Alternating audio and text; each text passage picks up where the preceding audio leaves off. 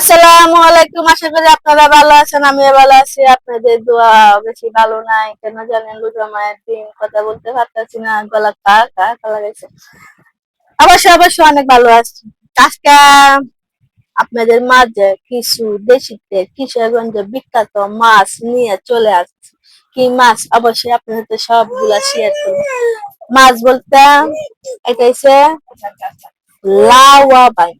এটা হচ্ছে লাওয়া বাইন, বুঝছেন? মুড়া মুড়া লাওয়া বাইন।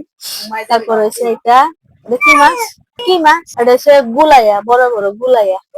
আর এই দেশে গুতলা মাছ, আমাদের দেশে গুতলা মাছ। আমরা কিশোরগঞ্জের মানুষ জানেন, এটা একটা একদিকে একটা স্বভাব ভালো আছে। কিরকম স্বভাব? আমরা দেশিতে মাছ ছাড়া খাইতে পারি না, মোটে লুচি পারে না, বুঝছেন? সেদিনকার কতগুলো মাছ আনছিলাম, অবশ্যই আপনাদের মাঝে শেয়ার করছি। মাছগুলো অবশ্যই দেখতে পারবেন, যদি না দেখেন ভিডিও দেখবেন, দেখতে পারবেন। ওইদিকে মাছ আনছিলাম যেন লুট মাছ, তারপরে তোমার কি কি মাছ যেন, মানে বিভিন্ন ধরনের মাছ আনছিলাম। বাইরে বাইরে কেমন একটা গন্ধ হরে, কেমন একটা গন্ধ হরে, হেভি গন্ধ হরে। মানে গন্ধটা খাইতে পারি না, অত লবণ দেওয়া মা পল্লির মধ্যে দেয়, খুট করে দেয়, তারপরে খাইতে পারি না। আমি কি করবো? আসলে দেশের মানুষ, দেশের মাছ না খাইলে মজা লাগে না। আজকে আমি যখন খাজার থেকে আসতেছি, ব্রিজের গুড়ায় মেঝে বিক্রি করতেছে, আমারে ডাকতেছে, ভাবি ভাবি মা এদিকে দিতে বিক্রি মাছ বললে ও বাইরে, আমি অত দামি মাছ নিতে পারি না রে। মানে কথা খাইছি না না না, আমি তো টেহা দিতাম না, টেহা নাই, কাছে টেহা ঘরে দিয়েন। কি করবো? টেহা তো দল লাগবো, আবার টেহা কিনা দল লাগবে, কইছি তোমার তোমার দেশ টেহা কে তাইলে কি এমন হয়েছে না হয়েছে অবশ্যই ভিডিওটা আপনারা শেয়ার করে দিবেন সবার মাঝে। আর কিরকম হয়েছে না হয়েছে অবশ্যই আপনাদের মাঝে ভিডিওটা সবার মাঝে শেয়ার করবেন। আর কিরকম হয়েছে না হয়েছে অবশ্যই কমেন্টে বলে দিবেন। আর দেশি মাছ যারা খাইতে চান অবশ্যই আমার বাসায় চলে আসেন, আমি লসা কষা হইলে বুনা হইলে খাওয়ামো।